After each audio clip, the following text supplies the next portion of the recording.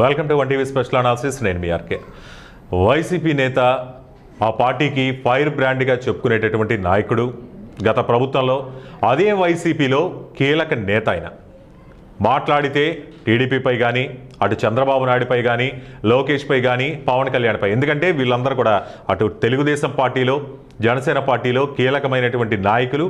ఒకరు Chandrababu Naidu CM, deputy CM Pawan Kalyan, అలాగే IT శాఖ మంత్రి నారా లోకేష్, వీళ్లపై తీవ్రంగా విమర్శించేవారు. అంటే ఇప్పుడు వైఎస్ఆర్సీపీ పార్టీ అధికారంలో ఉన్నప్పుడు ఆయన భాష, ఆయన తీరు అనేది ఎప్పుడు కూడా వివాదాస్పదమే, ఎప్పుడు కూడా ఆయన ట్రెండింగ్లో ఉండేవారు. అదే స్థాయిలో ఉండేది ఆయన మాట్లాడేటటువంటి తీరు. కానీ వైసీపీ అధికారం కోల్పోయాక ఆయన చాలా వరకు ఫేడౌట్ అయిపోయారు. అంటే ఈ రాజకీయాలకి, ఈ భాషకి దూరం అయిపోయారు. ఆయన ఎవరో కాదు, ఇప్పటికే తెలిసి ఉంటుంది, కొడాలి నాని.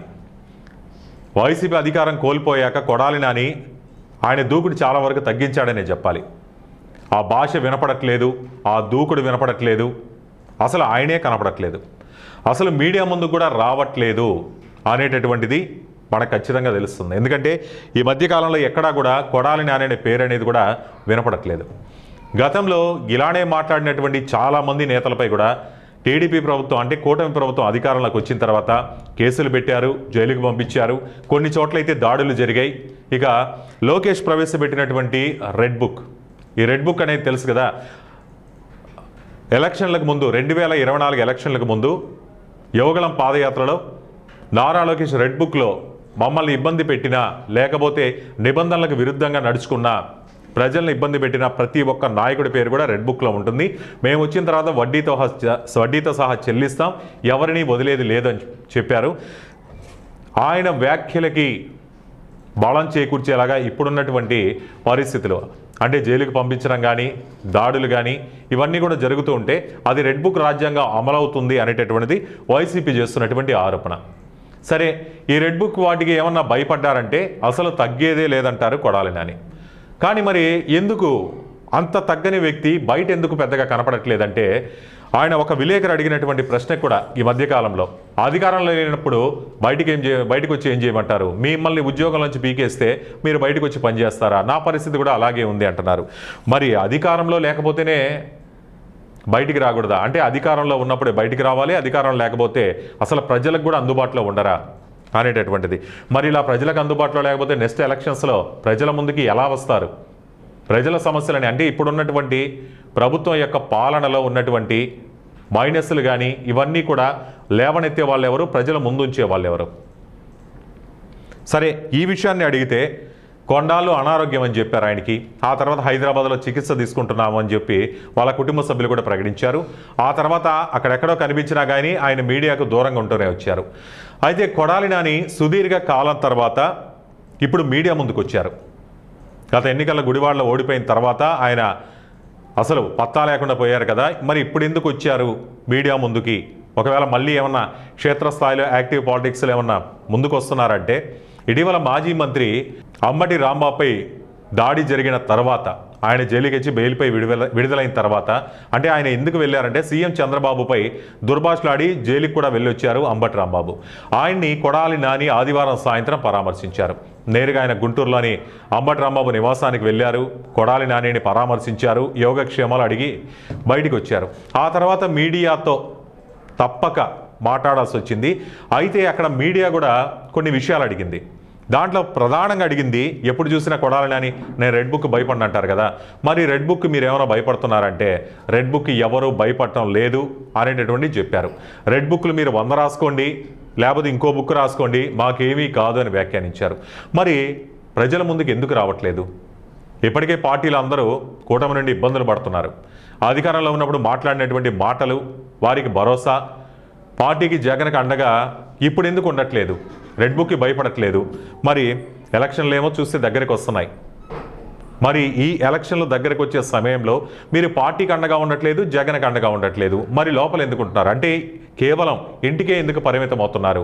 రెడ్ బుక్ భయపడినప్పుడు బయటికి రావచ్చు కదా అనేటటువంటిది విలేకరులు అడుగుతున్న ప్రశ్న.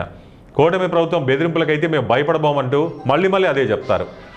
అంబటి రాంబాబు కుటుంబాన్ని ప్రభుత్వం, పోలీసులు మనోక్షోభకు గురి చేశారు. అని చేశారు. తాను ఫ్రస్ట్రేషన్లో చేసిన వ్యాఖ్యల విషయంలో రాంబాబు చాలా ఫీల్ అయ్యారు.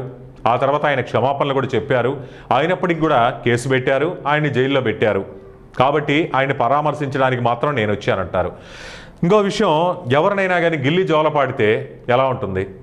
మీ పార్టీ అధికారంలో ఉన్నప్పుడు అది ఒప్పుకుందా? అవతల వాళ్ళు అన్నప్పుడు మీరు కూడా ఇదే విధంగా రియాక్ట్ అయ్యారు, వాళ్ళని జైలుకి పంపించారు, కేసులు పెట్టారు. అయినా ఒక రాజకీయ సీనియర్ నాయకుడు అటువంటి మాటలు మాట్లాడొచ్చా? ఆయనేమి నిన్న మొన్న వచ్చినటువంటి గల్లీ లీడర్ కాదు, లేకపోతే మొదటిసారి ఎమ్మెల్యే అనేటువంటి వ్యక్తి కాదు. సుదీర్ఘ రాజకీయ అనుభవం ఉన్నటువంటి అంబటి రాంబాబు ఇటువంటి వ్యాఖ్యలు చేయడంతోనే కదా ఇటువంటి పరిస్థితి.